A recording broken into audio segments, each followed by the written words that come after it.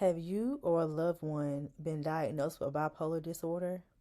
Well, if so, tune in to hear about Miss Jaime Goudeau's story of how she was diagnosed with bipolar, how she had to battle with the idea of having this diagnosis, to seeking help, and now she is a licensed therapist helping others to really cope and heal and deal with their bipolar disorder. Stay tuned.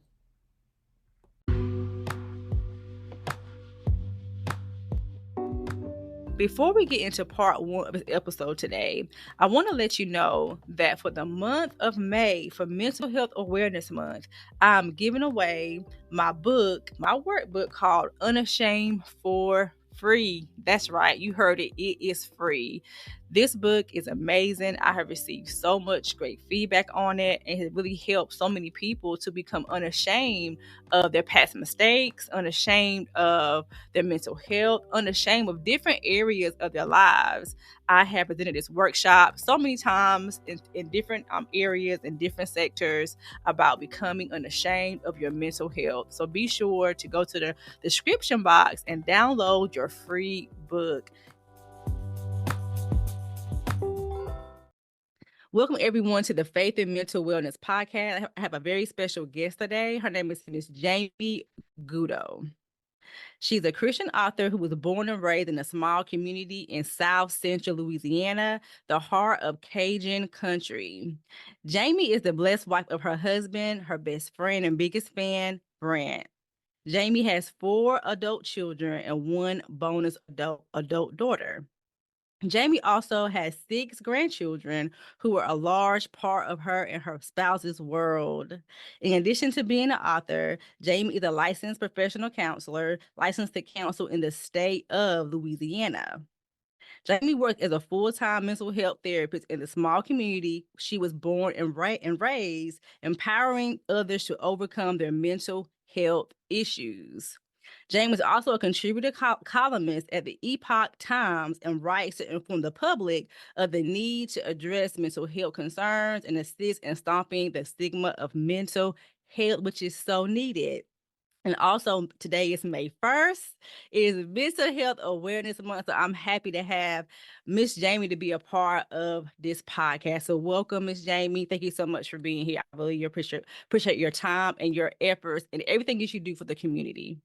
Thank you so much. Thank you. I appreciate that. I appreciate you You having so me on. absolutely no problem. So we're going to go ahead and get into today's topic, which is about bipolar. And so one of the things that many people don't understand is truly what bipolar is.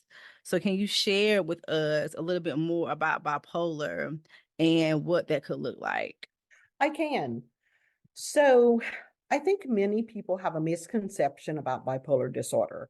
And as we talked earlier, I think that many people use it almost as a slang term. It's Mhm. like, oh, she's moody, she must be bipolar.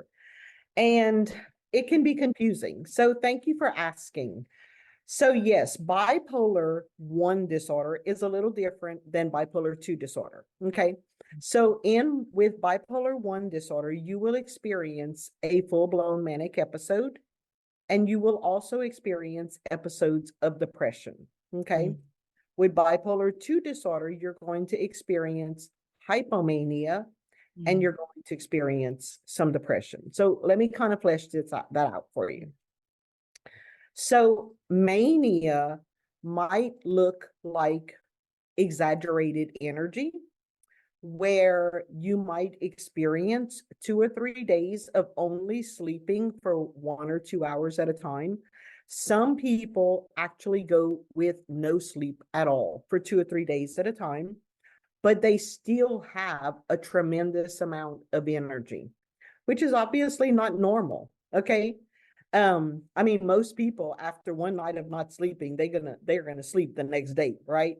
Well, if you're in a manic episode, you could literally go for 2 or 3 days without sleeping. I've actually had people that I've known that have bipolar 1 disorder and have gone for as many as 15 to 17 days without sleeping any more than 2 or 3 hours a night. And this particular person still had a tremendous amount of energy. And the interesting thing about it is that she was tired. She just couldn't sleep because her body was tired, but her mind still wanted to go. Okay. So you also might experience euphoria. And it's a euphoria that you would, I guess it would almost be like compared to being drunk, or extreme creativity. Okay. So there's been many artists who had bipolar disorder and they did their most creative work, such as Van Gogh, when they were either depressed or they were manic, experienced mania with the euphoria. Um, you might talk really fast. You might have racing thoughts. Sometimes it's almost like anxiety, where you experience heart palpitations, pounding heartbeat, extreme energy, can't sit still, you're fidgeting all the time, a feeling of unrest. So that's, kind of what mania looks like. The opposite is depression. And depression is also kind of a slang term, where people feel that if you're sad, you must be depressed. No, when you are depressed, when you truly are depressed, depression is the kind of thing that you get a diagnosis because it becomes debilitating. Okay, so I'll give you an example from my own life.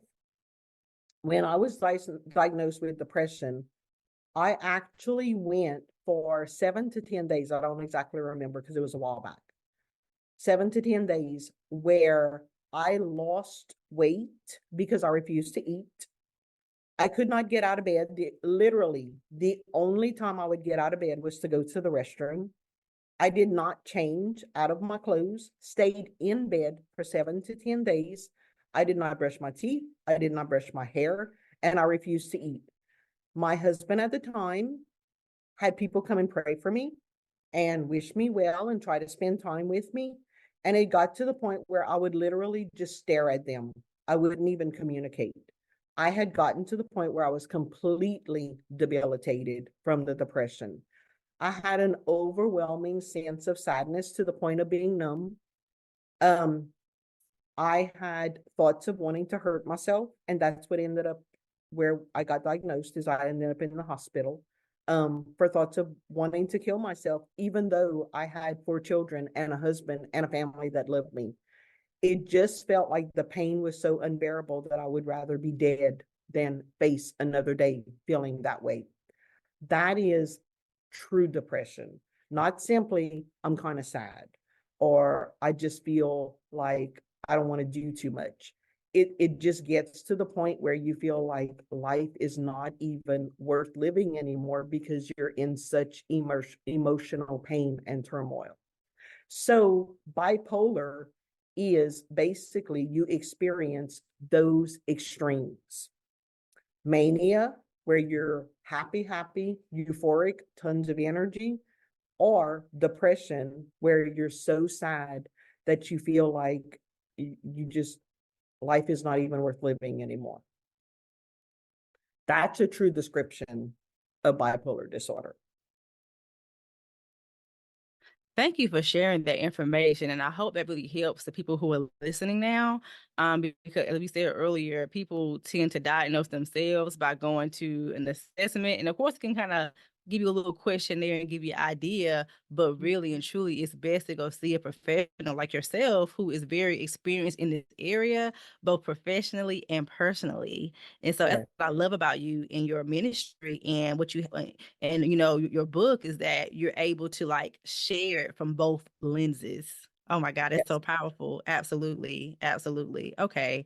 And so can you share a little bit about your own, not a little bit, but share whatever you feel led to share at this time about your journey when it comes to being diagnosed with bipolar? I don't want to flood you with a whole bunch of information to share at one time, but kind of share your journey about how you came about knowing you had bipolar diagnosis. So let's start there. Okay. Okay. So we will go back to when I was a child. I had extreme bouts of anger, and it was not normal anger. It was it was almost what you would call a psychotic anger. And I began to realize from a young age that my anger was beyond the normal typical anger. Um, and it did definitely make an impression on me. I was worried about it, but I was too young to understand that there was a possibility that I might have had a mental health diagnosis, right? So my first husband picked up on it, and he began telling me while I was married to him that he felt that I was bipolar. But at that time, he would use it against me. It wasn't being given to me in terms of you really need to get help, baby. It was in terms of, stop acting so bipolar. And so it came across as something I needed to defend myself against. And so I denied it. And then we ended up getting a divorce. We were married for 7 years, and we had 3 children. It was a very rocky marriage, both because of my bipolar and because of, some ugly ways that he had. And then I married my second husband. And shortly after, he and I had my fourth child and our child together, I experienced what I talked about whenever I said earlier that I became debilitated with my depression. And it came to the point where I was suicidal. So he had me admitted into an inpatient facility. And when that happened, I was diagnosed with bipolar 1 disorder with psychosis. So that was the beginning. That was in November of 1998. I was 28 years old. That was a true beginning of my journey of understanding that I truly had bipolar 1 disorder. However, I wasn't ready for the diagnosis, and so I denied it for a while. It was about 3 years that, me being a Christian and believing so powerfully in God, I would literally pray and ask God to heal me with full faith that he was going to. And so I would take my medicine and I would throw it away, or I would flush it down the toilet. And I would go for maybe 2, 3 weeks, spiraling downward, sometimes 6. And then I would catch myself and say, okay, this is not working. And I would call my doctor and say, please give me medicine again, because I've thrown mine down the toilet. And he would lecture me about the importance of my medicine and the importance of accepting my diagnosis. And I felt like, well, you know what? He just doesn't understand God's power, And so this went on for about 3 years until finally my second husband told me, if you do it again, I'm leaving you.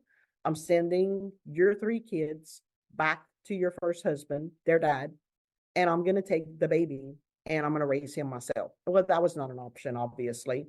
So I said, okay, well, now my journey begins. And so I began to research bipolar disorder. I began to learn about it. And I began the process of self-help. I went to the church, got help with my church. They were not professionals, but they did the best they could to help me, Um, and then my second husband and I ended up divorcing because of some bad mistakes on his part. Let's just leave it at that. And so I moved back to Louisiana.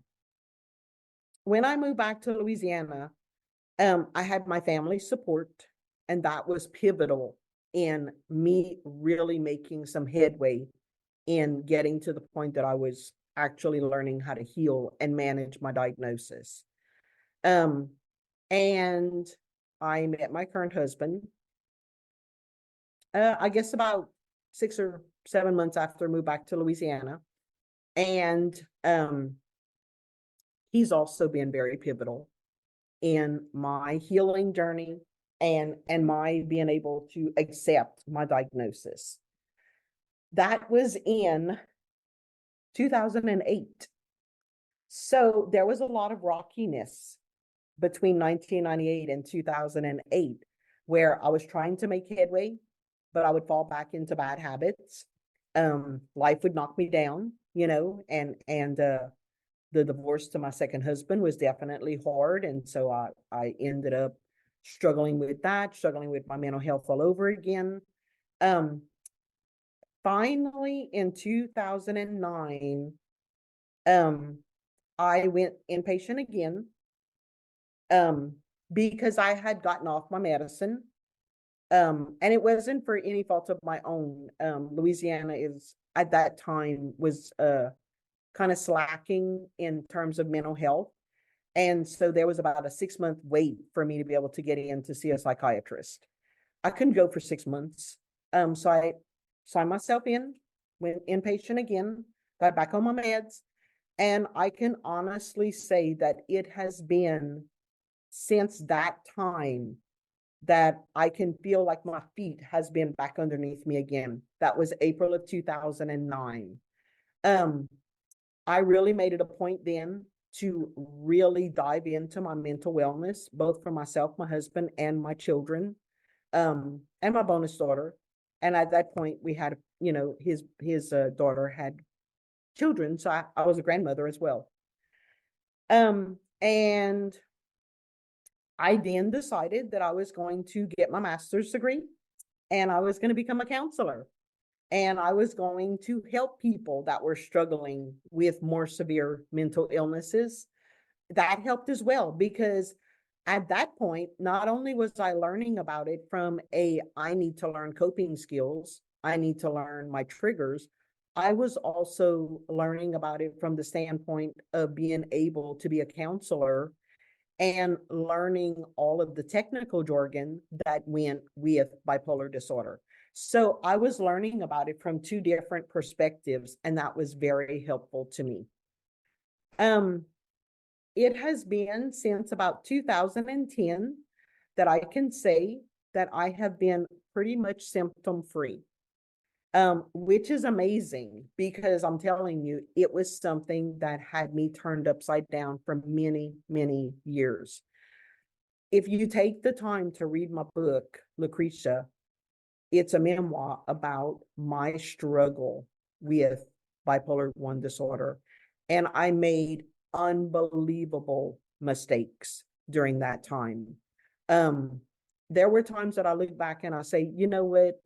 Someone really should have asked me, like, are you fit to be a mom right now?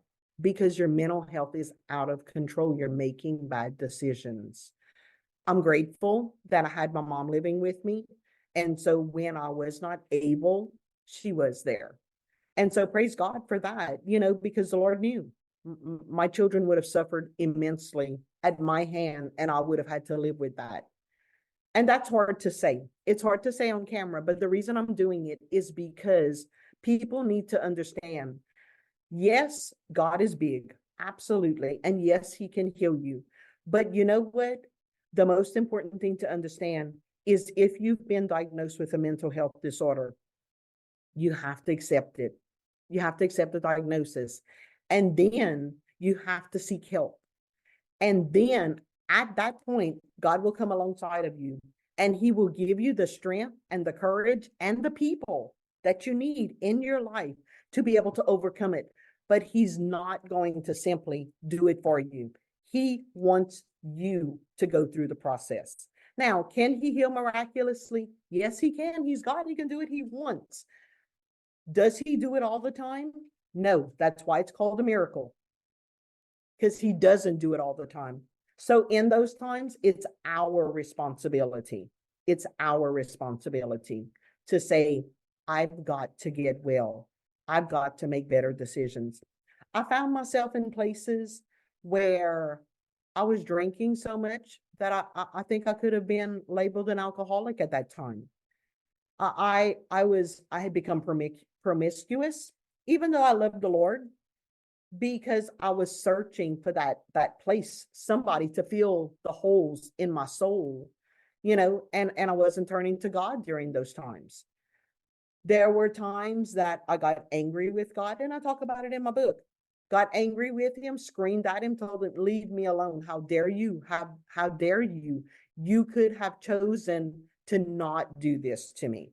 You could have chosen to heal me. And look where I am now. So all of those things are pertinent to understand that as a believer, you may also find yourself mentally ill.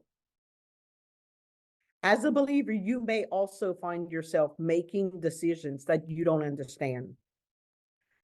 As a believer, you can't just pray it away.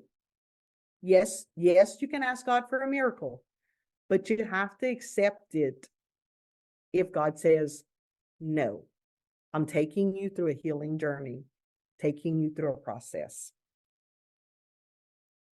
So it's been quite the journey, being bipolar, learning about it.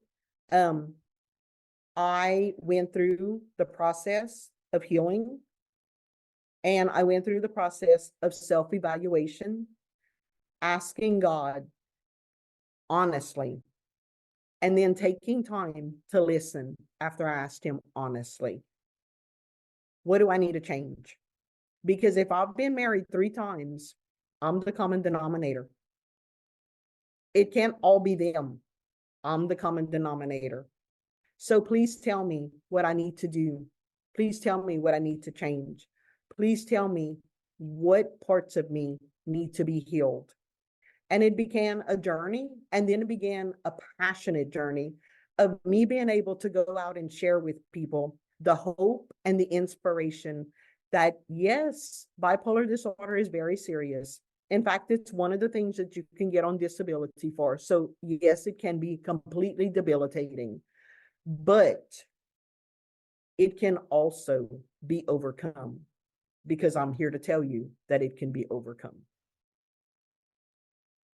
So that's my journey. That is so good. I have so many questions. I'm trying to get my thoughts together as you're talking. I'm writing, you try to see me writing over here. And I'm trying to write down what's coming to me as you speak. And your story is just so amazing. You said a mouthful, a lot about, faith without works is dead. So God wanted to meet you and partner with you in order for you to get better. So my first question is, do you have any family history of bipolar? That's a good question. And let me tell you, I wouldn't know. Okay. I wouldn't know because my family, I was the first person in my family to be diagnosed with a serious mental illness. Okay. Mhm. Now, do I suspect? Yes, I do suspect that there are other family Yeah. members that have a bipolar disorder. Now, Mhm. to say that it's genetic, I believe that it is. Mhm. And I believe that there's research that proves that it is. Mhm. But to be able to say that I had either one of my parents diagnosed with bipolar disorder, no. Mhm. Unfortunately, I do have a child who has been diagnosed with bipolar 1 disorder, just like her mom. I call her my mini me. Mhm. Um, and she is also amazing in working her way through her healing process. Yeah. Well, she had the perfect example. You've been like the roadmap for her, I'm sure. And she don't feel as alone because Yeah. her mom can relate to her and what's going on. So that's beautiful. That's amazing. Hey, you guys, I am so excited. Okay. I have been so busy, but I had to announce that I have 3 different books that just came out, and they're all for Christian college students. So whether they are going to a secular school and they are Christians, or they're attending a Christian college, university, or community college, then I have some great information and great things for them. The first thing I have is a workbook to help Christian college students to overcome anxiety. Not just plain anxiety, but the different types of anxiety. This is a workbook full of tools, assessments, and resources, okay, that will help them tremendously. I wish I had this kind of workbook whenever I was in college. Then I also have a prayer devotional for Christian college students. It is amazing. It is robust. It's a daily prayer, short prayer for them to really tackle the areas they may deal with as a Christian college student. And then I have a journal called Cast Your Cares on Christ or on Jesus. Okay. It's a journal that Christian college students can use to just write how they're feeling. It has journal prompts in it. It has different things that you need to know about journaling and how to incorporate that into your life. So, how did the church respond to you when they found out you had bipolar diagnosis? Ooh, yeah, that was interesting. Yeah. Um, so some were receptive. Um, my ex-husband, my second husband, was not receptive at all. He basically told me, so now you have decided to become bipolar, and you have decided to become depressed. So for a long time, Mhm. he kind of blamed me for my bipolar disorder. Mhm. And so I did not seek counseling like I should have, Mhm. because it was embarrassing to the Yeah. family. And I was going to label the family, Mhm. and because the church was more suited. And I say that and I sound sarcastic. The reason is because, yes, the church is very well suited for helping with spiritual things. Yes. And yes, the church is helpful for helping with praying you through situations and Mhm. helping your faith and what have you. But Yeah. I don't want to sound sacrilegious, and I don't want to sound like I am Yeah. disrespectful to the church. Okay. But please understand that I needed counseling. Mhm. Now, praise God, I had enough insight, which is uncommon for someone who has a serious mental illness. God bless me with that. That I was able to use the information that I researched myself and self help books, and also the information that I received from the textbooks, to Mhm. assimilate those two things. And basically, God was able to lead me into my healing. Do I Mhm. recommend that path? Absolutely not. Mhm. You went the Please. hard way. You took the hard way, you feel like. Absolutely, I did. Yes. Absolutely. So were the people in the church receptive? Some, yes. Yeah. And like my publisher of my book, Mike Stickler, he was amazing. He helped me very much in terms of helping me to understand what my mind was doing, in terms Yeah. of helping me to have self-esteem, in terms of helping me to understand that it was an inward journey that I needed to be able to heal Mhm. myself. Yes, absolutely. Mhm. But then there were others that were, I guess I would call them hyper spiritual, and Mhm. felt that they needed to exorcise me. Yeah. Um, and so I went through a number of exorcisms, and it finally got to the point where it was comical. And I would say, well, Mhm. I tell you what, if you can exorcise Jamie out of Jamie, I wish you luck, you know? Mhm. Mhm. So, and again, I'm not being disrespectful. Yeah. It's not a demon of bipolar, Yeah. it's a mental illness. And Yeah. and you have to accept the diagnosis, and you have to Mhm. accept that you have to go through the healing journey.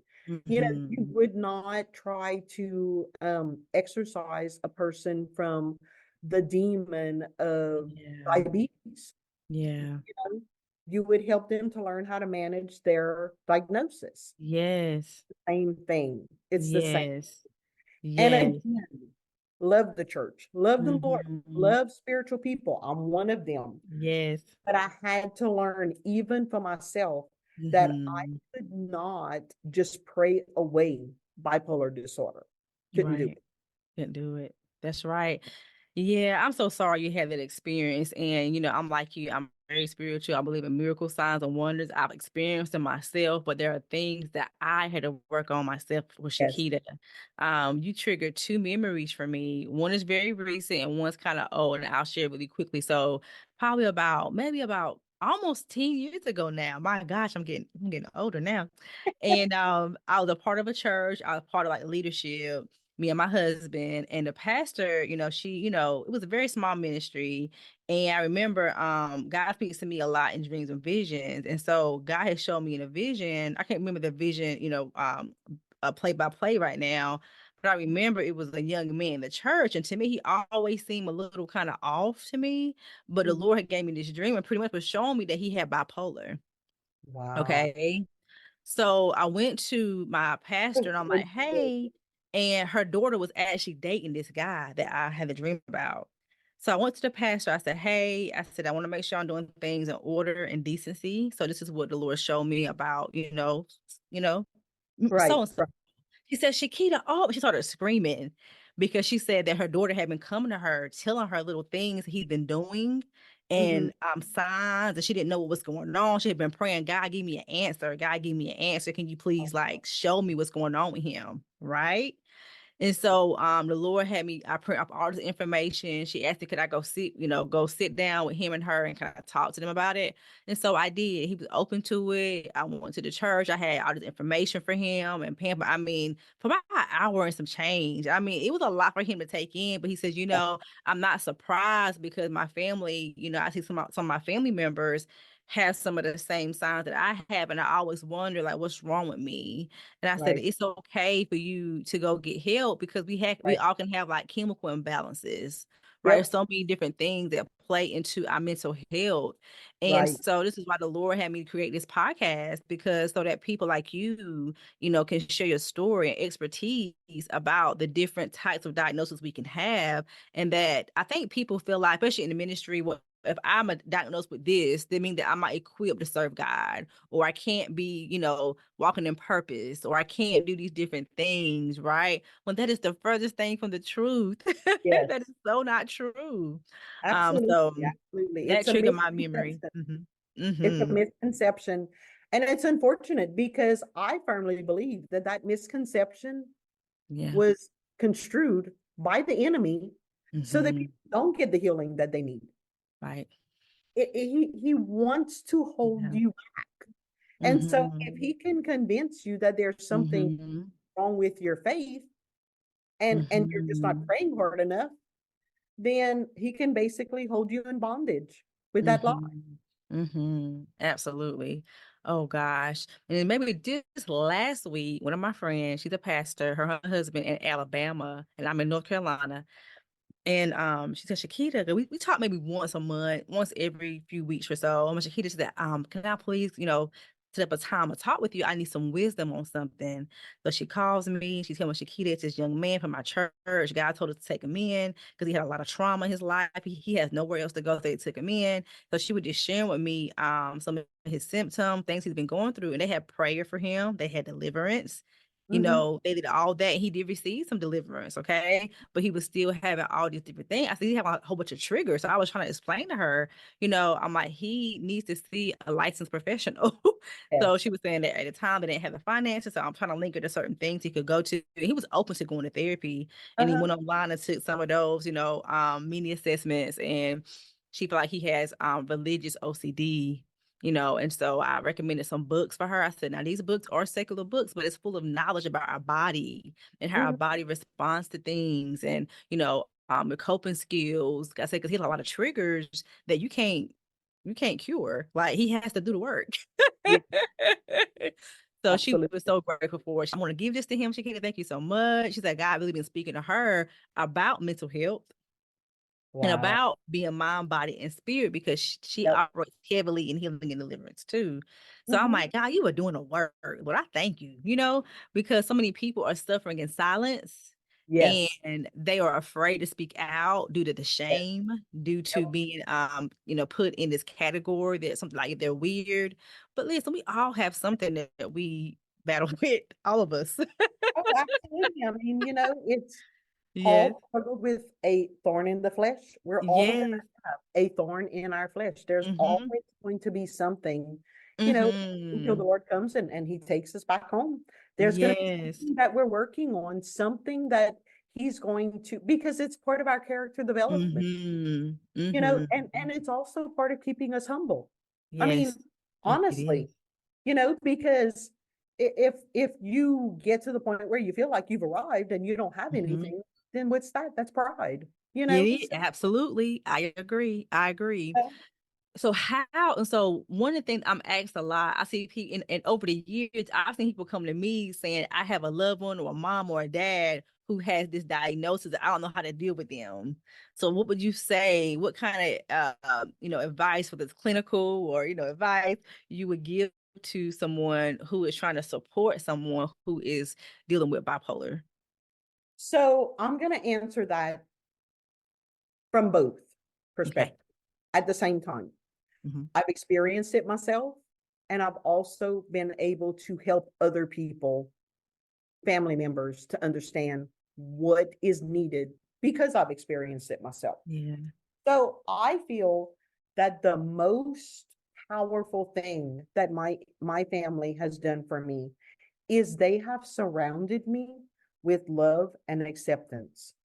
So my children literally could have made a case to say, you know what, my mom was verbally abusive, emotionally unavailable, unattached, negativity, right? You name it, they could have accused me of it.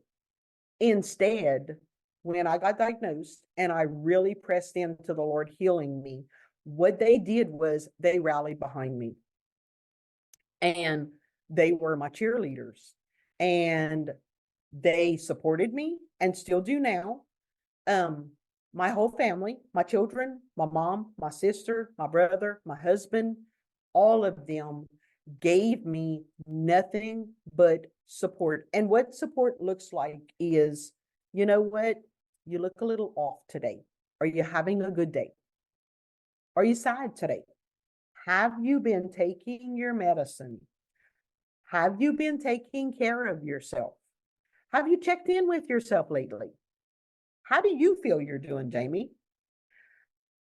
Those things I had to learn to view through the lens of support rather than learning to view it through the lens of judgment and control. They were not trying to control me. They were not trying to judge me. They were trying to get me to understand, hey, slow down, slow down. I noticed that you're talking so fast today that I can't even get a word in edgewise. And sweetheart, that's not you. What's going on? I noticed that you have more anger than what you normally do. Like every little thing is aggravating you and you're instantly snappy. That's not your usual spirit. What's going on? And so it was two things. It was awareness, accountability, at the same time, awareness and accountability, but also loving support at the same time. And those two things helped me to understand that there is something that is very, very important that needs to happen in a family.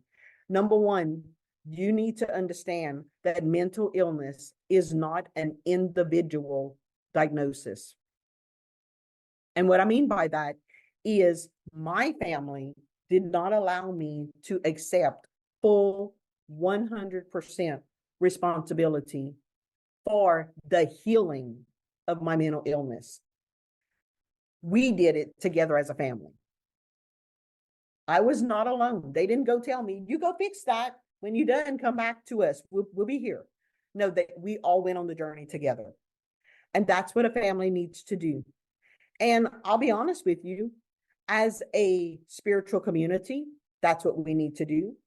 As a community where you live, that's what we need to do. And as a nation, that's what we need to do. We need to rally around each other where mental health is concerned. And we need to say, you know what? I'm breaking the silence. I'm talking about it. And I'm telling you, yeah, there's days that I'm depressed. So depressed that I can't get out of the bed. Do you experience that too? Let's talk about it. If you don't feel comfortable, I'll go to see a counselor with you. I'll support you in that. Employers, employers need to understand, hey, if you have a worker who is missing 3 or 4 days a week, don't just assume they're lazy, they're irresponsible. Ask them, What's going on? Do you need to go to therapy? Do you need some help? It's okay. And support them in that. That's what we need to do to support each other. That's how you do that. Oh, that's so good. I love that. And I really hope that the people who are listening, to those of you who have family members who have this, definitely take what she said and apply it. But I also understand that some people are very combative. And also you still gotta Okay. have your boundaries and making sure that you're not allowing yourself to be abused emotionally and mentally because the other person fails to go get the help that they're supposed to get. And so yeah, I definitely seen it from different angles. I'm sure you have too, in Mhm, your work, from different clients who have different experiences that are very unique, right? So mhm. yeah, this is amazing. This is amazing. And sweetie, I want you to Mhm, understand, mhm, I was responsible for holding myself accountable. mhm, I was responsible. So that's why the second time I went inpatient, no one put me there. mhm, I did it myself. mhm, I put myself there because I mhm, understood I'm not doing well. And my mental health is my responsibility. My personal mhm, self care is my responsibility. So that's mhm, where you got to get. You got to get to the point where, yeah, you need support, but you're willing to hold yourself accountable to say, this is not acceptable. This is not acceptable behavior. And that's why I wrote the book. And it's raw and it's transparent, just like the conversation I'm having with you right now. It's raw and it's transparent because I want people to understand you can be a believer. You can love the Lord with all your heart and you can still have bipolar disorder. That's what your book. I look at it on Amazon. It has 28 reviews, you guys, and it has 5 stars. So yes, definitely go get her book. I believe it will bless you for sure. And so I wanted to ask you this question as well. Okay, so what you're saying is, so you came to a breaking point where you're like, okay, I need to get the help that I need for myself and for my loved ones as well.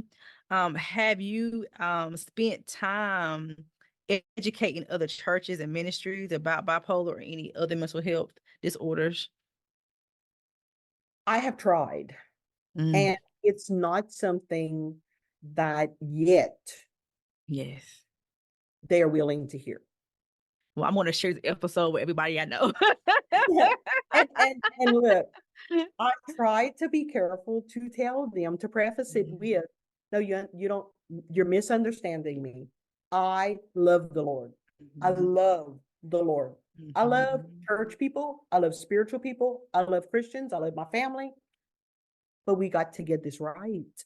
mhm. You're hurting people Yes. and we're calling it love and Mhm. And it's hurting them. it's right. That's right. And I even think about it from this, for me, from this lens of, our leaders, pastors, they're not supposed to carry the weight of a person in its whole totality. And so Mhm, a lot of times people do go to church. I was the same way when I first got saved. Would go and expect the church to be this savior for me, mhm. when really they were only supposed to fulfill one part, which is my Yes, spiritual development, helping me to yes, build my relationship with God. They were not equipped at all to help me with past trauma, to help me with anxiety, to help me with depression, to help me with any of the things that I was battling with. And once yes, I was like you, once God began to deal with me, then I became a therapist. It opened up my eyes to so many different things. I'm like, wow, God, I have got to do my own work. And yes, so, as you said earlier, invite God into your process and allow mhm, him to walk with you. And he would tell you, he would give you strategy. He would tell you yes, what to do. The areas he will heal you from. Like it could be unforgiveness. It can be the guilt and shame of the things done wrong in the past when you were, having all these triggers and episodes, right? And so to right. the person who's listening who may have some of these symptoms, like, oh my God, I might have bipolar. Do it for yourself and do it for the people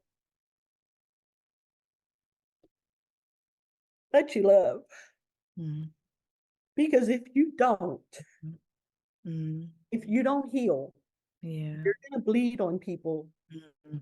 You're going to bleed on people. Yeah. It did not cut you. Mm. So take the time, do what you have to do.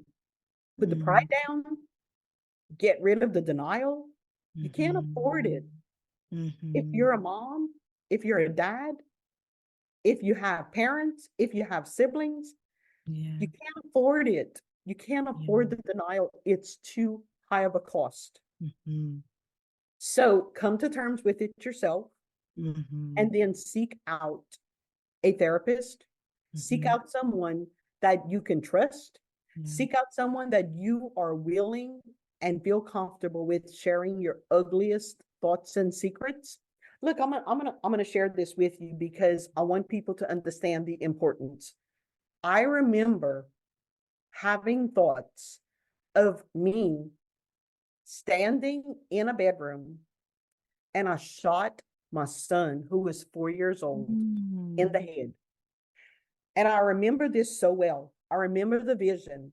And in the vision, I literally stood and watched the bullet hole and then the blood drip down his face.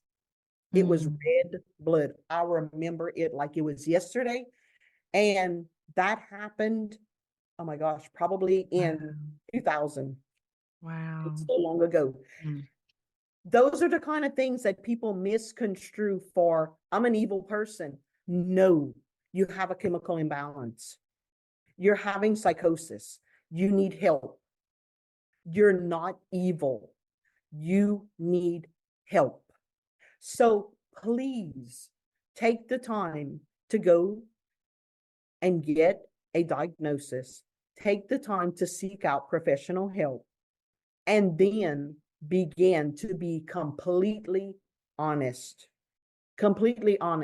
with your therapist. I had to share that. I shared it in my book.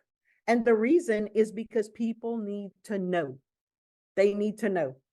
Thank you for sharing that and for sharing that vulnerable moment. I can definitely feel all your emotions. I can feel the weight of your emotions now. Oh man. And I hope that the people are really taking it to heart. I hear exactly what you're saying. Hurt people as well. So if you Yes, would have stayed on this track, imagine how it would affect your children and then yes, how your children would affect other people and so forth. It's like a ripple effect, but yes, also healed people heal people. And not exactly. only that, you made a huge statement earlier that I don't want to overlook. You said you have not had any symptoms since what year? About 2010. And I'm 2010. not saying completely symptom free. But I'm talking yeah. about symptoms to the point that I could say I needed to go see a therapist or I needed to stay home from Mm. work. Mm-hmm. Symptoms that were Yes. debilitating. I mean, yeah, Yes. I do feel sad some days, but I've learned to recognize that's Yes. my bipolar disorder needing Yes. to make its way back up into my life. Yes. Yes. So let me not say, I guess I'm over exaggerating. It's not that I don't have symptoms. It Mhm. has not been to the point that it has Mhm. disrupted my life. Okay. That's amazing. To go from where you come from up Yeah. until this point, yes, that is a miracle. I Yeah. call it Absolutely. I call it a progressive miracle. This is Yeah. what I talked about before some of my clients, and I did a series before about things are progressive. It don't happen, overnight. And oftentimes you want this instant miracle to happen. But Right. honestly, this is what I've learned. My God, it's like this is an opportunity to invite God into what we're going through, and it builds a stronger relationship with Him. And Yes. it also helps you understand your identity in Him. And you Yes. also really feel His love and His power and His presence. Like, wow, God, I'm all these things, but yet and still, you still love me right where Yes. I am. To me, that is powerful. That's what really helped me to really heal and get past a lot of different things from my childhood and knowing that, God, you really do love me. Like, Yep. you love me, Lord. Absolutely. Absolutely. Yeah. My journey is so much a part of who I am today that Mm-hmm. people ask me, so if you could change it, would you? No, I wouldn't. Mm-hmm. None of it. Right. None of it. Because Right. every single part of it was used to make me Mm-hmm. into who I am today. And Mm-hmm. I like who I am today. You know, I Mm-hmm. can honestly say that for the first time in my life, as compared to whenever I was younger, I can Yeah. spend time by myself, and Yeah. I don't feel like I need to chase away the demons when I do. Mm-hmm. I'm at peace with who I am, and I would not have Yeah. gotten to this place if Yes. the Lord would not have seen fit to take me through that journey. Yes. Wow. I love it. Oh gosh. I love it. So as far as coping skills, you mentioned a few. I definitely heard you throughout our talk so far. You mentioned about journaling, how Mhm. important to really understand yourself and your triggers. I think that's very Yes, powerful. yes, Definitely mentioned going to see a therapist, yes. for that so they can really help you. I call it blind spots. I think Oh, yeah. as therapists, we help people see their blind spots a lot from a place where we're not being judgmental and we can like be kind of like the, sitting from the outside looking in. This is how I describe it. I tell people, Yes. 'cause, in Louisiana, we spend a lot of time in the woods. Okay, so Mm-hmm. we're very outdoorsy people. So I tell them, so have you ever walked into a spider web? Oh yeah. Mm-hmm. And so when you walk into a spider web, what you doing? You're doing the spider web dance. Ooh, Yeah. where's the spider? Where's the spider? And so, can you find the spider? No, because you're still doing the spider web dance. So Mm. someone else Yeah. has to point out the spider. That's what happens with mental illness. Someone else has to help you to take the web off, to tell you, oh no, you still got some here. Oh, look, the Mm. spider's not there. It's over there. Mm. That's what it is. Wow. I love that. That's a great analogy. I never heard that before. Yeah. Wow. Thanks for I've done sharing the that. spider web dance a few times. Yes, and then also, of course, medication management. So, are you still taking medication for bipolar now, or you kind of on like just one supplement? How's that working for you, if you don't mind sharing? As far as medication management, is that what you're asking me? Yeah. So Hmm. I want to give you a huge praise report. And that is when I began, I was taking five psychotropic medications. I felt sedated all the time, but they Hmm. kept me sane. Okay. Hmm. Today, I take zero. Wow. And once again, that is a progressive Yes. miracle. Now, I want you to understand that I worked with my Uh-huh. doctor to Yes. titrate myself off of the medicine. Hmm. I did not just decide I'm going to take myself off of my Hmm. medications. I learned not to do that. Hmm. So I had a doctor who was willing and trusted me enough Hmm. in my insight and in my honesty to help me to titrate off of the medications. That required honesty, accountability, Hmm. and the use of my coping skills, Mm. which, besides medication management, besides journaling, besides having family support, honesty, responsibility, accountability, mindfulness exercises, Hmm. meditation. I honestly believe that prayer is a Hmm. coping skill. So Absolutely. using prayer, Absolutely. um, thought processes such as Hmm. learning cognitive behavioral therapy, learning how to take your thoughts captive, Hmm. learning how to use thought diffusion exercises where Hmm. you actually put some distance between you and your thoughts, all of it, all Yeah. of it. Hmm. My main mode of therapy is cognitive behavioral therapy because for Hmm. me, it was more of a mind game than anything. Hmm. And I had to learn how my thoughts influenced my emotions and my thoughts and my emotions influenced my behavior. Right. Learn Wow. that. Wow. What I want to share is, like I said before, if you feel that you are struggling with any type of mental illness, Hmm. help your family. Hmm. Don't suffer in silence Hmm. and look past the Yeah. stigma. Let me tell you something. I was once involved in the stigma. That's why I denied Oh, it. me too. Absolutely. I was Yeah, too. I was embarrassed. They're like, pray about it. We're gonna pray about it. We're gonna pray Yes, about absolutely. it. And don't talk Yes, about it, you know. And yes, absolutely. now I'm all about let's talk about it. Yes, We yes. walk into a room, hey, you look depressed, let's talk Mm-hmm. about it. I don't Mm-hmm. care. I will share it. I will scream it from the mountaintops because we've got to stomp that stigma.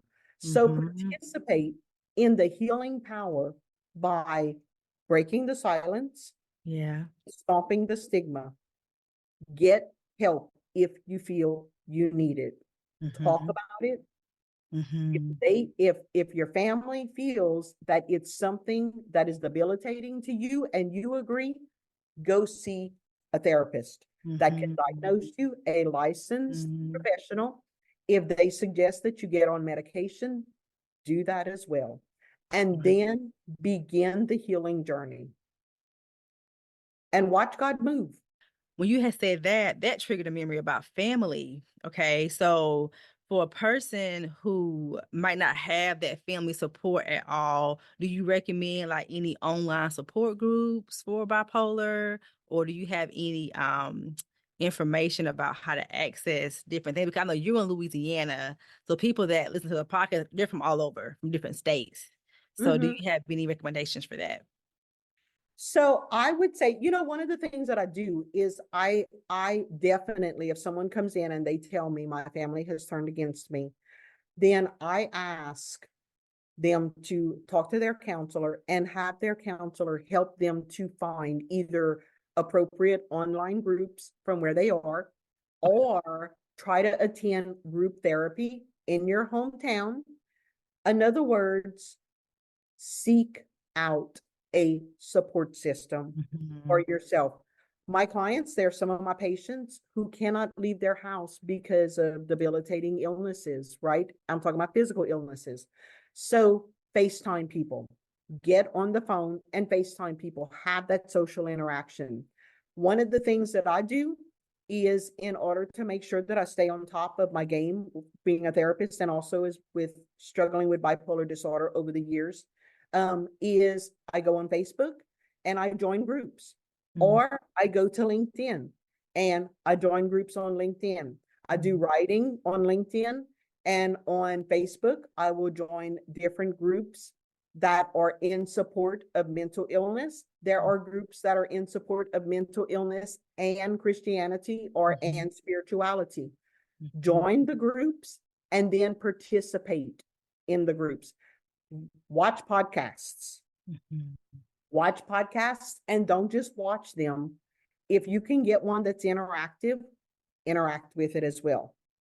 Mhm. So that would be my suggestion is don't just allow it to happen and sit there and take it.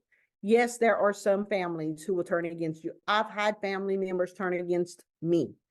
I talk Mhm. about it in my book. My own dad won't speak to me. He's Wow. not spoken to me since 2008. I'm still praying for healing for that relationship, but I could have curled up in a corner and said, I'm done, right? No, instead I said, you know what? I understand. I've hurt you and you can't overcome it. And Mhm. so I'm giving you your respect by Yeah. letting you be, but I'm going to still pray for you. And Yeah. my hand is open for when you want to make amends and you want to heal this Mhm. relationship, but I'm Yeah. going to go on. And so I didn't curl up in a corner and suck my thumb in the fetal position. I went out and I asked the Lord, your word promises that whatever the cankerworm steals, you're going to replace. But you got to take the first step. You got to go out and you got to do it yourself. And then he will bring to you what the cankerworm has stolen. You answered my question. My question I was going to ask you was about how do you deal with people you have hurt while you were on this journey and you tried to make amends and they wouldn't listen, or they're like, oh, I can't forgive you, I'm still upset, or they just don't want to, you can't seem to get past it. And you answer the question because you can't hold yourself hostage, because you'll never be able to move forward and grow, you know, and that forgiveness is for everybody. It is. It's for everybody. And I talk about it. I mean, it's a small community. So many of the people have read my book, and it's in the book. And so I know the word gets back to him. Hey, your daughter is out there and she's doing some really good work and she's much better. And I'm hoping that that is eventually going to make a way for the Lord to be able to go to him and say, hey, we need to work on this. But I offer them my forgiveness. I don't wait for them to apologize because they're mad at me. I don't wait for them to come. I offer it to them. And then I give them the respect that they deserve in terms of it's up to you when you want to make amends. I love that. So like you're not forcing it on them. You just make yourself available, saying I'm Yes. here. So prayerfully he has your book. I hope so. Maybe I should send them a copy, huh? Yes. So did your dad believe that you had bipolar, or he was just upset just from past things that had happened? A little of both. Okay. Um, he he has denied some of my symptoms, such as repression. Yeah. He told me, there's you don't forget about things that are traumatic. And I said, yeah, you do. They write Yes, you about it. can. You can. It's You called can. repression. It happens. Uh, Yes. and so, yeah, I do think, and I was accused by both my mom and my dad of using my illness as an excuse for bad Mhm. behavior until they came to the point where my mom, especially, now she's a believer. And I don't mean a believer in God. She always believed in God. Now she believes that I truly have a mental health diagnosis. Whether he does or not, I'm really not sure. I mean, that's going to be something that he's going to have to answer for himself, you know. And one day, if he doesn't believe it and he never chooses to forgive me, he'll have to answer to the Lord for that, not me. I hope that day comes. I hope that we can somehow make amends. I hope so too, because you only have one father. It's only one Jamie. He can't replace you. Tomorrow is not promised, Yeah, right? And so the last thing you want is to live with this regret, deep regret, if something was to happen and he can't ever speak to you again. yeah. So oftentimes we can be so blind with our pain and honestly deceived too, to the Yeah, point where we become, what's the word I'm looking, paralyzed. mhm, Yeah, paralyzed with absolutely. pain. So prayerfully he will come around as well. I hope so. I hope so I hope too. I so. give it to the Lord and I pray for him, but that's all I Yeah, can do at this point. yeah, yeah. That's all you can do. Oh, wow. Well, thank you for sharing that and being so transparent with this podcast episode. I really, really appreciate it. You have no idea. I know a lot of people sometimes still have a hard time talking about certain things, but I think you shared a lot with the audience. People who will be able to listen and say, wow, like her story is inspiring me. Her story is helping me to understand that it's okay to go get the help that you need. And are you on social media? Do you have social media I accounts? am I am on Facebook. Okay. Um, the name is Jaime Goudeau. Okay. Um, I am on LinkedIn. Okay. I am on Instagram. I Okay. am on Threads. Okay.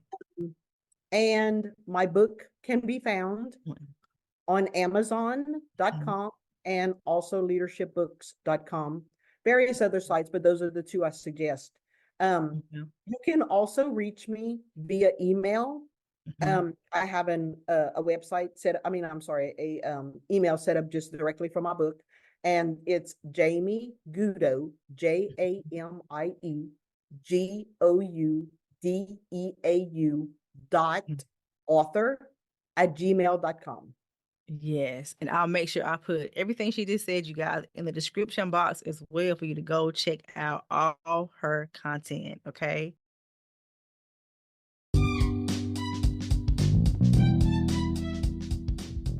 Thank you again for being a part of the Faith and Mental Wellness podcast community.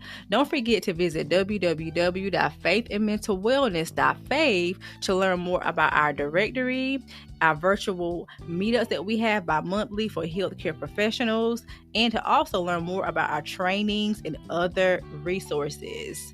Thank you again for being here, and we'll talk to you guys next time.